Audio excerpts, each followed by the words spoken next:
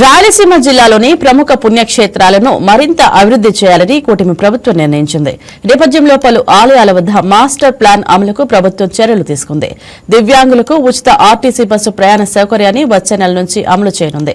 దీనిపై మరింత సమాచారాన్ని మా రాయలసీమ రీజనల్ కోఆర్డినేటర్ శ్రీనివాస్ అందిస్తారు. గుడ్ మార్నింగ్ శ్రీనివాస్, చెప్పండి, రాయలసీమ అప్డేట్స్ ఏంటి? కూటమి ప్రభుత్వం అధికారంలోకి వచ్చిన తర్వాత రాయలసీమ జిల్లాలోని ప్రముఖ ఆలయాలను అభివృద్ధి చేయాలని నిర్ణయించింది. ఈ మేరకు ఇప్పటికే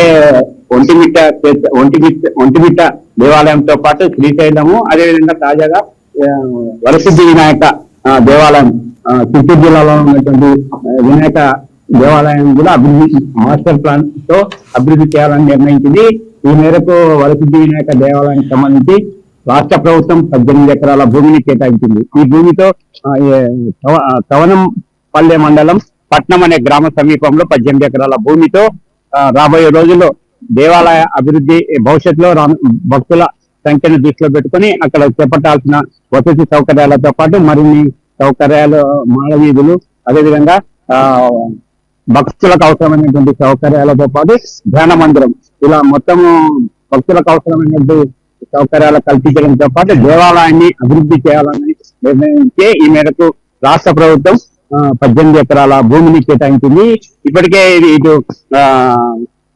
కడప జిల్లాలోని ఒంటిమిట్ట దేవాలయాన్ని తిరుమల తిరుపతి దేవస్థానం అయితే అభివృద్ధి చేయాలని ఇప్పటికే పలు ప్రతిపాదనలు రూపొందించి ఆమోదించే స్టేజ్కి వచ్చింది.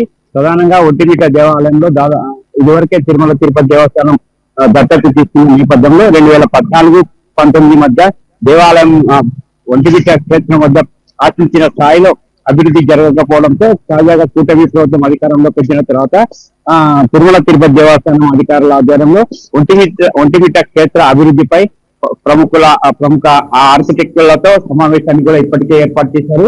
అదేవిధంగా అక్కడ దాదాపుగా ఇటు మాడవీధులతో పాటు కళ్యాణకట్ట, చెరువులో 102 అడుగుల జాంబవంతుని విగ్రహము, వసతి గదుల నిర్మాణంతో పాటు మరికొన్ని సౌకర్యాలు కల్పించాలని కూడా ఒంటిమిట్ట క్షేత్ర అభివృద్ధి మాస్టర్ ప్లాన్ లో ఇప్పటికే రూపొందించారు.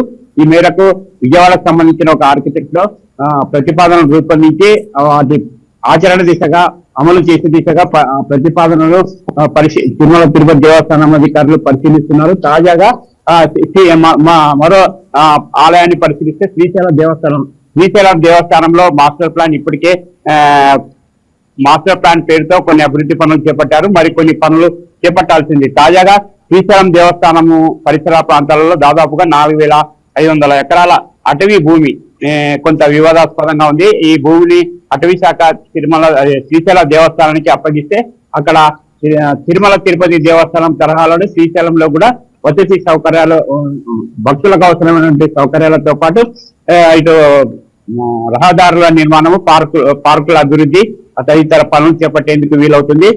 శ్రీశైలంలో ప్రధానంగా ఈ కుల సంఘాలకు సంబంధించిన సత్రాలే ఉండడం, ఇటు భక్తులకు అవసరమైనటువంటి వసతి గదులు లేక ఇటు శని ఆదివారాలలో పరిశీలిస్తే భక్తులు వసతి సౌకర్యం దొరకక భక్తులు తీవ్ర ఇబ్బందులు ఎదుర్కొంటున్న నేపథ్యంలో ఇటు శ్రీశైల దేవస్థానం తరఫున అక్కడ వసతి గదుల నిర్మాణం చేపడితే తిరుమల తరహాలో, అంటే తిరుమలలో రోజుగా 4500 గదులు ఉన్న తరహాలోనే శ్రీశైలంలో కూడా రానున్న రోజుల్లో భక్తుల సంఖ్యను దృష్టిలో ఉంచుకొని వసతి గదుల నిర్మాణం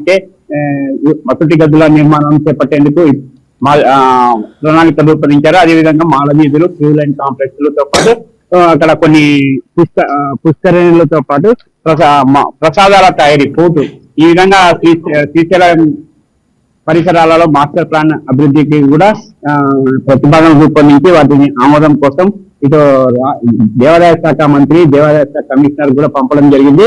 ఇటు శ్రీశైలానికి మరికొన్ని విషయాలను పరిశీలిస్తే శ్రీశైలం దేవస్థానానికి ఇటు జాతీయ రహదారుల కనెక్టివిటీతో పాటు ఇటీవల గత సంవత్సరం దేశ ప్రధాని నరేంద్ర మోడీ శ్రీశైల పర్యటన సందర్భంగా శ్రీశైలానికి విచ్చేసిన సందర్భంగా ఇటు దక్షిణాది రాష్ట్రాలతో పాటు ఉత్తరాది రాష్ట్రాల నుంచి కూడా శ్రీశైలానికి భక్తుల సంఖ్య పెరిగిందని చెప్పవచ్చు. ఇటు గుజరాత్, మహారాష్ట్ర ఆ రాష్ట్రాల నుంచి కూడా రోజువారీగా భక్తుల సంఖ్య పెరిగిందని కూడా ఇప్పటికే ఆలయ అధికారులు తెలుపుతున్నారు.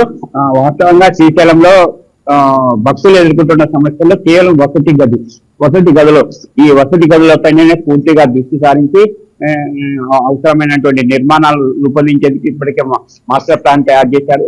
అయితే వీటి ఆమోదం కోసమే రాష్ట్ర దేవాదాయ శాఖ ఆమోదం కోసం పంపడం జరిగింది.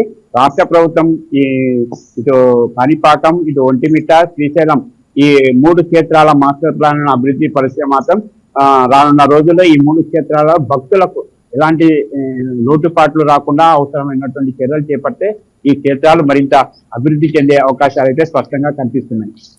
అదేవిధంగా మరో 2 రోజుల్లో దివ్యాంగులకు ఒక శుభవార్త అని చెప్పొచ్చు.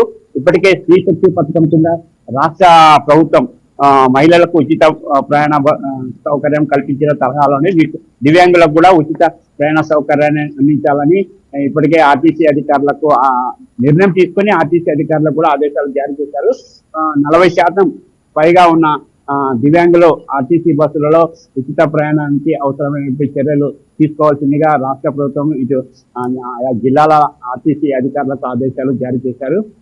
ఇప్పటికే దివ్యాంగులకు సంబంధించిన పరిశీలిస్తే వారి పెన్షన్ నెలవారీ పెన్షన్ గతంలో వైసీపీ ప్రభుత్వంలో 3,000 రూపాయలు ఉన్న పెన్షన్ తాజాగా కూటమి ప్రభుత్వం ఎన్నికలలో ఇచ్చిన హామీ మేరకు 6,000 రూపాయలకు పెంచడం జరిగింది. అదేవిధంగా వికలాంగులకు అవసరమైనటువంటి కృత్రిమ అవయవాల పరికరాలు అంటే ఏదైనా ప్రమాద ఘటనలో కాలు చేతులు కోల్పోతే వారికి కృత్రిమ అవయవాలను ఉచితంగా సరఫరా అందించే కార్యక్రమాన్ని కూడా శ్రీకారం చుట్టింది. అదేవిధంగా వారికి అవసరమైనటువంటి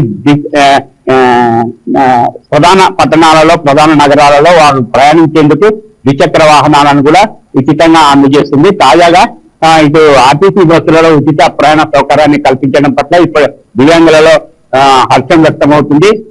వీరు ఇటు స్త్రీలు ప్రయాణించే కొన్ని రకాల ఎంపిక చేసిన బస్సులలో వీరికి కూడా ఉచిత ప్రయాణ సౌకర్యాన్ని కల్పించేందుకు ఆదేశాలు జారీ చేసింది. అయితే వీరు ప్రయాణించే సమయంలో మాత్రం ఇది మహిళలు అయితే ఆధార్ కార్డుని చూపి ప్రయాణించాల్సి ఉంది. దివ్యాంగులు మాత్రం జిల్లా కేంద్రాలలో సదరం క్యాంపులలో వారి అంగవైకల్యాన్ని నిర్ధారిస్తూ ఇచ్చినటువంటి సర్టిఫికేట్ ని తప్పనిసరిగా చూపిస్తూ ఆయా బస్సులలో ఉచిత ప్రయాణం చేయాల్సిందిగా ఆదేశాలు జారీ చేశారు.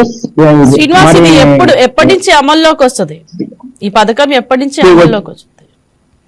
మరో 2 రోజులు ఈ దివ్యాంగులకు ఉచిత ప్రయాణ సౌకర్యానికి సంబంధించి మరో 2 రోజులు అంటే మార్చి 1వ తేదీ నుంచి ఈ పథకాన్ని అమలు చేయాలని రాష్ట్ర ప్రభుత్వం నిర్ణయించింది. ఇప్పటికే రాష్ట్రంలోని అన్ని ఆర్టీసీ డిపోలకు అధికారులకు ఆదేశాలు జారీ చేసింది. దీంతో దివ్యాంగులు రాష్ట్ర వ్యాప్తంగా దివ్యాంగులు 40% పైగా ఉన్న వికలాంగులకు మాత్రం ఇది ఒక రాష్ట్ర ప్రభుత్వం అందిస్తున్న ఒక శుభవార్తని చెప్పవచ్చు. Right, thank you Srinivas, thank you for your updates. ఈ వీడియో మీకు నచ్చినట్లయితే లైక్ చేయండి, షేర్ చేయండి, మా ఛానల్ కి సబ్స్క్రైబ్ చేయండి.